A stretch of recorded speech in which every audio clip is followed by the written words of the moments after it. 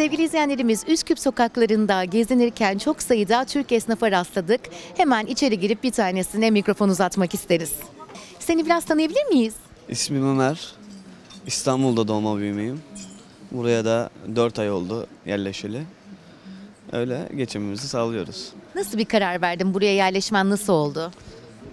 Biraz hem ailevi dükkanımız, aile restoranımız hem de biraz daha değişiklik olsun diye geldik. Biraz değişiklik Evet, istedin hayatında biraz ve bu Makedonya oldu. Evet. Ailen burada mı? Ailem burada.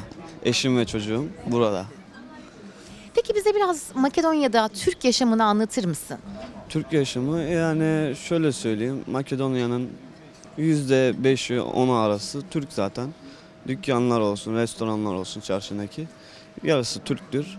Yani biraz hem buraya katkıları oluyor hem de kendi ceplerine katkıları oluyor yani. Peki burada Türk bir esnaf olmak nasıl? Güzel. Güzel bir duygu. Bağlarını hala koruyorlar mı Türkler? Tabii. Yani eski Osmanlı Türkleri olsun, bizim has Türklerimiz olsun.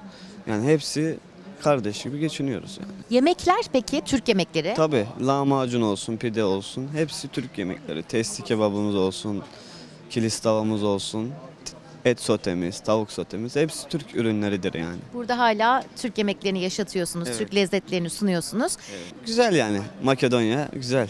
Çok teşekkür ederiz. Rica ederim. Sevgili izleyenlerimiz, Türkiye'den buraya gelmiş bir esnaf olarak her ne kadar işler güçler burada iyi olsa da yine de ülkemden vazgeçmeyin diyor esnafımız.